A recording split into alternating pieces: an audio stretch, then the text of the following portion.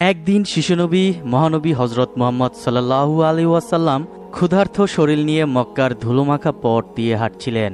ঠিক তারই পাশে ছিল আবু জাহেলের খেজুরের বাগান। সেখানে আবু জাহেল একজন ইহুদি ব্যক্তিকে নিয়ে একটি বস্তায় খেজুর ভরছিল।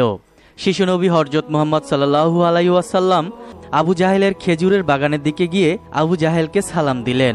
বললেন, আসসালামু আলাইকুম চাচাজান, কেমন আছেন আপনি? আবু জাহেল শিশুনবীকে দেখে তেমন একটা মূল্যায়ন করলেন না। সে সালামের উত্তর দিয়ে বললেন, হ্যাঁ মুহাম্মদ, বলো কি বলবে। শিশুনবী হযরত মুহাম্মদ সাল্লাল্লাহু আলাইহি ওয়াসাল্লাম প্রচণ্ড ক্ষুধার্ত ছিলেন, যাকে তৈরি না করলে আসমান, জমিন, চন্দ্র, সূর্য, এই পৃথিবী তৈরি হতো না। সেই হযরত মুহাম্মদ সাল্লাল্লাহু আলাইহি সাল্লাম আমাদের প্রাণপ্রিয় নবী ক্ষুধার্ত যন্ত্রণায় কাতরাচ্ছিলেন।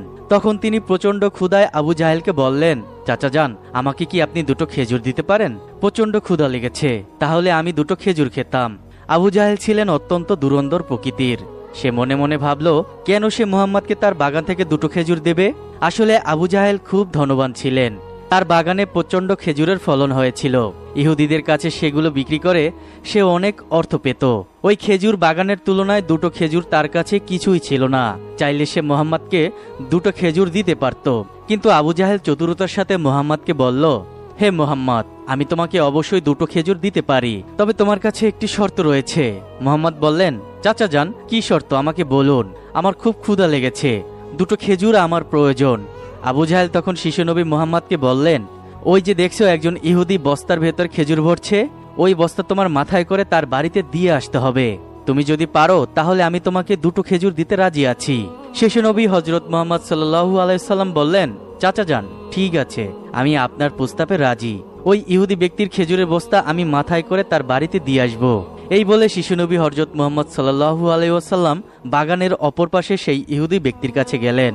মহানবী হযরত মুহাম্মদ সাল্লাল্লাহু আলাইহি ওয়াসাল্লামের নুরানি চেহারা দেখে ইহুদি ব্যক্তি অবাক হয়ে তাকিয়ে রইলেন। শিশুনবীকে ওই ইহুদি ব্যক্তি বললেন, হে বালক, তুমি এখানে কেন এসেছো? তুমি কি চাও? মহানবী হযরত মুহাম্মদ সাল্লাল্লাহু আলাইহি ওয়াসাল্লাম বললেন, জনাব, আমি আপনার খেজুরের বস্তাটি আমার কাঁধে নিতে চাই। ইহুদি ভাবল, তাহলে তো ভালোই হয়, হয়তো আবু জাহেল তাকে পাঠিয়েছে। তারপর মহানবী হযরত মুহাম্মদ সাল্লাল্লাহু আলাইহি ওয়াসাল্লাম অনেক কষ্টে খেজুরের বস্তাটি তার মাথায় তুলে নিলেন। মক্কার ধুলোমাখা পথ থেকে নবী হযরত মুহাম্মদ সাল্লাল্লাহু আলাইহি ওয়াসাল্লাম তার পবিত্র শরীরের ঘাম ঝরিয়ে মাথায় খেজুরের বস্তা নিয়ে উত্তপ্ত রোদের মরুভূমির মাঝ থেকে হেঁটে হেঁটে যাচ্ছিলেন। তার পিছনে ছিল আবু জাহেল এবং ওই ইহুদি ব্যক্তি। মহানবী সাল্লাল্লাহু আলাইহি ওয়াসাল্লামের শরীর থেকে ঘাম মোবারক টপ টপ করে মরুভূমিতে পড়ছিল। মহানবী সাল্লাল্লাহু আলাইহি ওয়াসাল্লামের কষ্ট দেখে যেন আকাশ, বাতাস, পাখি সবাই কাঁদছিল। সেই ইহুদি ব্যক্তির বাড়ির সামনে পৌঁছে গেলেন। ইহুদি ব্যক্তি খেজুরের বস্তা তার বাড়ির ভিতরে নিয়ে গেলেন।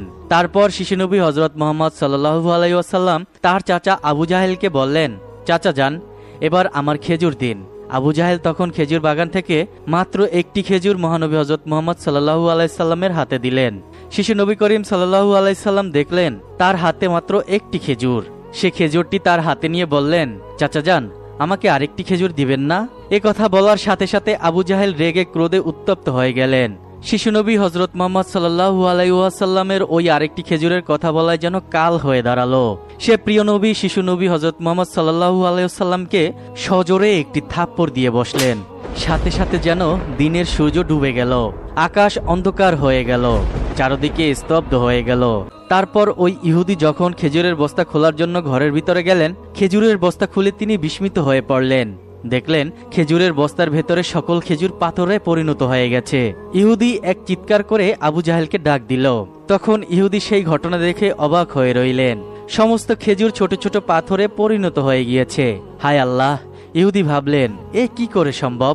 সে এই ঘটনা তার নেতাকে জানানোর জন্য দ্রুত সেই স্থান থেকে চলে গেল। আবু জাহেল ঘর থেকে বেরিয়ে শিশু নবী মুহাম্মাদের কাছে এলেন। সে মুহাম্মাদকে বললেন, হে মুহাম্মদ, তুমি তো অনেক জাদু জানো, আমার বস্তার খেজুরগুলো পাথরে পরিণত করে দিয়েছো। মহানবী হযরত মুহাম্মদ সাল্লাল্লাহু আলাইহি ওয়াসাল্লাম মার খেয়েও চর খেয়েও সে অত্যন্ত বিনয়ী কণ্ঠে মাথা নিচু করে বললেন, চাচাজান, আমি কিছুই জানি না, আমি কোনো জাদু করিনি। এই কথা শুনে আবু জাহেল আবারও সজোরে শিশুনবী হযরত মুহাম্মদ সাল্লাল্লাহু আলাইহি সাল্লামের গালে আরো একটি থাপ্পড় দিলেন। সাথে সাথে যেন আকাশ, বাতাস, পশু পাখি, পাহাড়, পর্বত হু হু করে কেঁদে উঠল। কেনই বা কাঁদবে না? সাল্লাল্লাহু আলাইহি ওয়াসাল্লাম অপমান এবং থাপ্পড়ে ব্যথা মনে নিয়ে একা একা পথ হাঁটতে লাগলেন।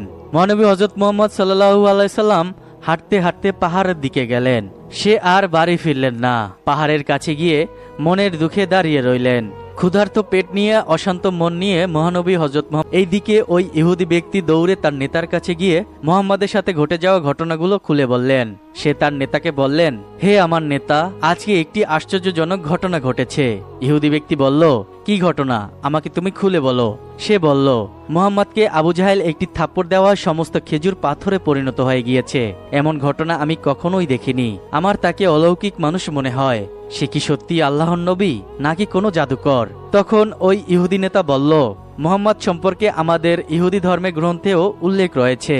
সে হবে শেষ নবী, সর্বশ্রেষ্ঠ নবী, যার নাম হবে হযরত মুহাম্মদ সাল্লাল্লাহু আলাইহি ওয়াসাল্লাম। তবে এই মুহাম্মদ কি সেই মুহাম্মদ? যদি এই মুহাম্মদ সেই মুহাম্মদ হয়ে থাকে তাহলে আমরা তাকে বাঁচতে দেব না, এই পৃথিবী থেকে তাকে আমরা সরিয়ে দেব। তখন ওই ব্যক্তি বলল, তাহলে আমাদের কি করা উচিত? তখন ইহুদি নেতা বলল, আমাদের এই ঘটনা আমাদের উপরে বড় ধর্মগুরুকে জানাতে হবে। এই বলে ওই ইহুদি নেতা ধর্মগুরুর কাছে যাওয়ার জন্য পথ চলতে লাগলেন। তারপর ওই ইহুদি ব্যক্তি আবু জাহেলের বাড়ির দিকে রওনা হলেন। তিনি যখন আবু জাহেলের খেজুরের বাগানের পাশ দিয়ে যাচ্ছিলেন, তিনি এমন একটি ঘটনা দেখলেন যা দেখে তিনি অবাক হয়ে গেলেন। আবু জাহেলের সমস্ত খেজুরের বাগান যেন পাথরে পরিণত হয়ে গিয়েছে। সে যে যে গাছের দিকে তাকাচ্ছেন দেখতে পাচ্ছেন সকল গাছে খেজুরের পরিবর্তে পাথর ঝুলছে, কোথাও একটি খেজুর নেই। এই অবস্থা দেখে ওই ইহুদি ব্যক্তিটি দৌড়ে আবার আবু জাহেলের ঘরের দিকে গেলেন। সেখানে গিয়ে তিনি আবু জাহেলকে বললেন, হে আবু জাহেল, তোমার বাগানে তো একটিও খেজুর নেই, গাছে সকল খেজুর পাথরে পরিণত হয়ে গিয়েছে, তাহলে আমি কি করব, কি করতে পারি? তখন ওই ইহুদি ব্যক্তি বলল, এই ঘটনা অবশ্যই মুহাম্মদকে আঘাত করার কারণে হয়েছে। তোমার মুহাম্মদের কাছে যাওয়া উচিত। ওই শিশু নবী মুহাম্মদই পারবে তোমার এই সমস্যার সমাধান করে দিতে। তখন আবু জাহেলকে নিয়ে মুহাম্মদকে খুঁজতে ওই ইহুদি ব্যক্তি একসাথে মুহাম্মদের বাড়ির দিকে যাচ্ছিলেন। মুহাম্মদ থাকতেন তার চাচা আবু তালিবের সাথে। ইহুদি ব্যক্তি এবং আবু জাহেল প্রবেশ করলেন আবু তালিবের বাড়িতে। প্রবেশ করে আবু জাহেল বললেন, হে আবু তালেব, তোমার ভাতিজা মুহাম্মদ কোথায়? তখন আবু তালেব বলল, মুহাম্মদ তো এখনো বাড়ি ফেরেনি। কেন? তখন আবু জাহেল বলল, হ্যাঁ, আমার তাকে দরকার আছে। সে আমার খেজুরের বাগানে গিয়েছিল, বাঘ ভাল্লুক আবার খেয়ে ফেলেছে। এই কথা শুনে আবু তালেবের মন কেঁপে উঠল। আবু তালেব ভাতিজা শিশুনবী মুহাম্মদকে অনেক স্নেহ করতেন। সে মুহাম্মদকে খুঁজতে বেরিয়ে গেলেন। শিশুনবী মুহাম্মদ ক্ষুধার জ্বালায় মনের জ্বালায় পাহাড়ের কিনারায় দাঁড়িয়ে কাঁদতেছিলেন। আল্লাহকে বললেন, হে আল্লাহ, আজ যদি আমার বাবা মা বেঁচে থাকতো, আজকে আমার সাথে এমন আচরণ কেউ করতে পারতো না। আজকে ক্ষুধার যন্ত্রণায় আমাকে কাতরাতে হতো না। আজকে ক্ষুধার জ্বালায় আমার চাচা আবু জাহেলের কাছে যেতে হতো না। সামান্য খেজুরের জন্য আমার গায়েও সে হাত তুলতে পারতো না। এই বলে শিশুনবী মুহাম্মদ পাহাড়ের কিনারায় দাঁড়িয়ে অশ্রুসিক্ত নয়নে কাঁদতেছিলেন। তারপর শিশুনবী হযরত মুহাম্মদ সাল্লাল্লাহু আলাইহি সাল্লামের কান্না দেখে জঙ্গলের বাঘ ভাল্লুক হরিণ তার কাছে ছুটে আসলো। তারা মুহাম্মদকে বলল, হে আল্লাহর নবী, কেঁদো না তুমি, তোমার শরীরে দেওয়া আঘাত যেন আমাদের গায়ে লেগেছে। তারা তখন মুহাম্মাদের কষ্টে সান্ত্বনা দিচ্ছিলেন। একটু পরেই চাচা আবু তালেব সেখানে উপস্থিত হন। সে ওই ঘটনা দেখে কিছুই বলেন না, শুধু মুহাম্মাদকে বলেন, হে মুহাম্মদ, তুমি কষ্ট পেও না, আমি আবু তালেব সবসময় তোমার পাশে আছি। আমি যতদিন আছি তোমার গায়ে কেহই হাত তুলতে পারবে না। এই বলে মুহাম্মদকে নিয়ে আবু তালেব বাড়ির দিকে রওনা হলেন।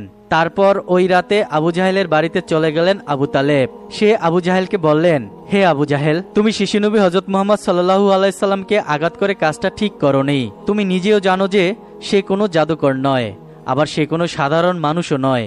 সে হলো আল্লাহর প্রিয় নবী। এই কথা বলে আবু তালেব সেখান থেকে রেগে চলে গেলেন। আবু জাহেল অত্যন্ত অত্যাচারী এবং কঠোর হৃদয়ের মানুষ ছিলেন। সে ছিল অত্যন্ত পাপী। মুহাম্মাদের ভিতর সে অন্য কিছু দেখেও উপলব্ধি করছেন, কিন্তু সেটা সে স্বীকার করতে একদমই রাজি না, কারণ সে অত্যন্ত দুরন্দর ব্যক্তি ছিলেন। তারপর সেই রাতে আসমান থেকে একদল ফেরেশতা পৃথিবীর বুকে নেমে আসলো।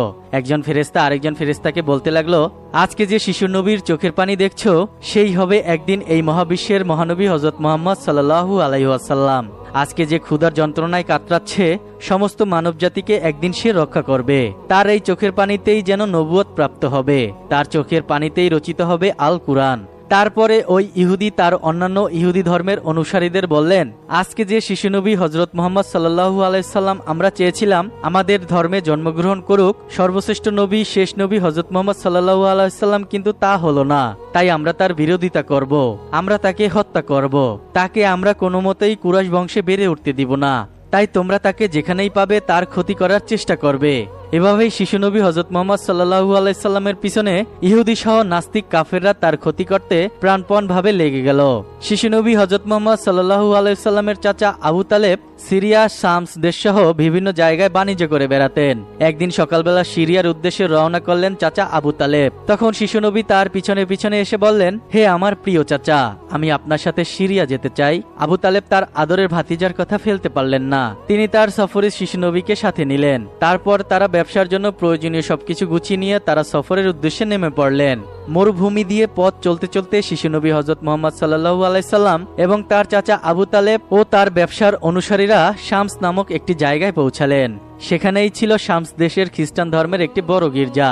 সেই গির্জায় ছিল একজন পুরোহিত। সে মহানবী হযরত মুহাম্মদ সাল্লাল্লাহু আলাইহি সাল্লামের সম্পর্কে তাদের ধর্মগ্রন্থে জানতেন।